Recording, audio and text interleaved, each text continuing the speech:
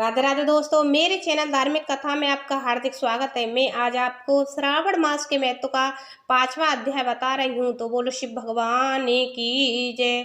ईश्वर ने कहा, सनत कुमार, कोटि लिंग का महत्व तथा पुण्य का विधान नहीं कहा जा सकता। जब एक लिंग महत्व की कथा कहना असंभव है तो कोटि लिंगों का माध्यम को कौन कह सकता है। इस महीने में एक लिंग के बनाने से भी जीव मेरे पास निवास करता है। भक्ति द्वारा मन कामदेव के शत्रु भगवान श्री शंकर का षडाक्षर ओम नमः शिवाय मंत्र के सहित अर्चन कर गृह यज्ञ का उद्यापन करे, हवन करे तथा ब्राह्मण को भोजन कराए। इस मास के व्रत करने से असमय में मौत नहीं होती। इस मास का व्रत लिंगार्चन बंध्यात्व को हरण कर संपूर्ण आपत्ति को दूर करता है तथा सब में वृद्धि करने वाला है। जो प्राणी पंचामृत से श्रावण मास में अभिषेक करता है वह इस देह को छोड़ कैलाश में मेरे नजदीक आकर एक कल्प तक निवास कर सकता है। वह प्राणी पंचामृत पीने वाला, गौ तथा धन आदि से युक्त, अधिक मधुरभाषी, त्रिपुरासुर हंता श्री शंकर प्रिय होता है। जो इस महीने में पत्तल पर भोजन करता है वह सोने के पात्र में भोजन करने वाला होता है तथा शाक त्यागने वाला मात्र से शाक का करता होता है। मनुष्यों में उत्तम होता है। जो भूमि में ही शयन करता है वह कैलाश में निवास करता है। जो इस श्रावण मास में अति सुबह एक दिन भी नहाता है उसे 1 महीने तक नहाने का फल मिलता है। इस महीने में जितेंद्रिय होने से इंद्रिय जन्य बल प्राप्त होता है। इस महीने में इस फटिक मणि, पाषाण मिट्टी तथा मरकत मणि निर्मित शिवलिंग से या पीतल आदि चंदन निर्मित शिवलिंग से या स्वयं उत्पन्न या बनाए हुए या पिशान निर्मित या पीतल आदि चंदन मक्खन या किसी निर्मित शिवलिंग में एक बार अर्चन करने मात्र से 100 ब्रह्म हत्या भस्म हो जाती है। सूर्य ग्रहण, चंद्र ग्रहण, अन्य किसी सिद्धि क्षेत्र में लक्ष्य जप करने से जो सिद्धि कही गई है वह इस महीने में सिद्धि एक बार जप करने से मिल सकती है।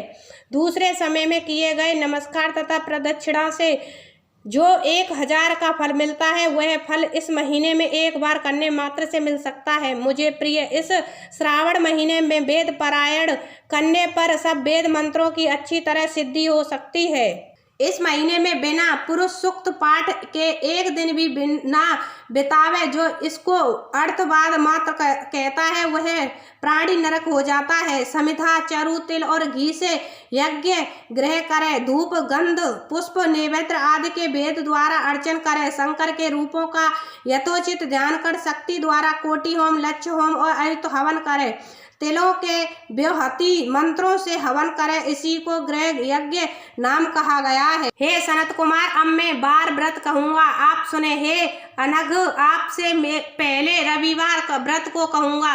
रमणीय प्रतिष्ठानपुर में सुकर्मा नाम का एक दरिद्रीय ब्राह्मण तथा कृपण भिक्षा प्रवृत्तियों में घूमता था। एक दिन सुकर्मा ब्राह्मण ने धान्य भिक्षा के लिए तिष्ठानपुर में घूमते हुए किसी गृहस्थ के घर में स्त्रियों को देखा। वे स्त्रियां आपस में मिलजुल कर रविवार के उत्तम व्रत को कर रही थीं। उसी समय उस ब्राह्मण को देख उन स्त्रियों ने अर्चन को जल्दी से डंक दिया। उस ब्राह्मण देव ने उन स्त्रियों से अर्चन विधि को जानने की जिज्ञासा की। हे साध्वी स्त्रियों, आप सबने क्यों इस व्रत को डंक दिया? आप दयालु हैं, मुझ पर कृपा कर इस व्रत की विधि कहें, क्योंकि परोपकार के तुल्य तीनों लोकों में अन्य धर्म नहीं है। सम दृष्टि रखने वाला साधु पुरुषों का तो परोपकार ही स्वार्थ है। दरिद्र अवस्था से मैं दुखी हूँ। यह उत्तम व्रत श्रवण कर व्रत को मैं भी करूँगा। इस व्रत के विधान तथा फल को कहिए। स्त्रियों ने कहा, है द्विज, यदि व्रत में उन्माद या प्रसाद, विस्मरण, भक्ति हीनता या अनवस्था करेंगे तो इस व्रत को तुम्हें कैसे दें? उनकी ऐसी वाणी को श्रवण कर उत्तम ब्राह्मण ने कहा, हे ऋषियों, स्त्रियों, मैं ज्ञानी तथा भक्ति युक्त उत्तम व्रत को करने वाला हूँ। इस तरह उनकी वाणी सुनकर उन स्त्रियों में से एक प्रौढ़ा स्त्री ने रविवार के व्रत तथा उसकी विधि उससे कही। श्रावण के शुक्ल पक्ष के पहले रविवार को मौन होकर उठे, ठंडे पानी से स्नान कर नित्य कर्म कर पान के पत्ते पर 12 परिधि वाला मंडल लिखे, उसको लाल चंदन द्वारा सूर्य नारायण के तुल्य गोल आकार में लिखे। उस मंडल में संज्ञा नाम वाली स्त्री के सहित सूर्य का लाल चंदन से पूजन करे। नारिकेल बीज और अखंड शर्करा से युक्त सूर्य के मंत्रों को कहकर नैवेद्य दे, सूर्य के 12 मंत्र द्वारा स्तवन करे, 12 बार नमस्कार करे, 12 बार प्रदक्षिणा करे और 6 सूत को एक में मिलाकर उसमें 6 ग्रंथि लगावे। उस सूत्र को सूर्य नारायण को अर्पण कर उसे अपने कंठ में बांध ले। 12 फल से संपन्न वाहन ब्राह्मण को दे। इस व्रत को विधि को किसी से ना कहनी चाहिए। हे विप्र, इस प्रकार व्रत के करने से निर्धन प्राणी धनवान हो जाता है, पुत्रहीन प्राणी पुत्र प्राप्त कर सकता है, कोड़ी कोड़ से छुटकारा पा सकता है। हे विपेंद्र, विशेष क्या कहा जाए, साधक जिस वस्तु की अभिलाषा करता है वह सब इस व्रत के प्रभाव मात्र से प्राप्त कर लेता है।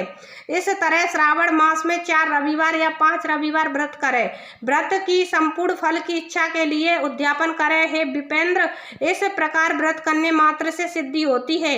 वह ब्राह्मण उन साध्वी स्त्रियों को नमस्कार कर अपने घर चल आया। जैसा सुनकर वह घर आया था वैसी सब विधि द्वारा उस व्रत को अपनी दोनों कन्याओं को भी व्रत विधि बताई। उस व्रत को सुनने से और अर्चन तथा दर्शन मात्र से दोनों कन्याएं देवांगन के तुल्य व्रत विधि के प्रभाव मात्र से सुंदर हो गई। उसी दिन से उस विप्र के घर में लक्ष्मी निवास करने लगी। अनेक रास्तों से अनेक निमित्तों सहित वह ब्राह्मण उस दिन से लक्ष्मीपति हो गया। किसी राजा ने उसी ब्राह्मण के घर के समीप रास्ते से होकर निकलते हुए अति सुंदर उन दोनों कन्याओं को बरामदे या खिड़की पर बैठे देखा। दोनों कन्याएं अपनी देह के अवयवों से त्रैलोक्य के संपूर्ण उत्तम चीजों को तथा कमल और चंद्रमा को भी अपमानित करती थी। उन बालिकाओं को देखने से राजा मोहित हो क्षण भर वहां स्थिर हो गए। राजा ने ब्राह्मण को बुलाकर उन दोनों बालिकाओं के लिए याचना। ब्राह्मण ने भी प्रसन्न हो दोनों बालिकाओं को राजा को दे दिया। वे दोनों बालिकाएं राजा को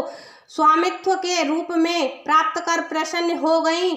प्रसन्नचित हो बालिकाएं इन व्रत के प्रभाव से पुत्र पौत्र आदि से युक्त हुई। हे मुने, बड़े अभयुत को करने वाले इस व्रत को आपसे कहा।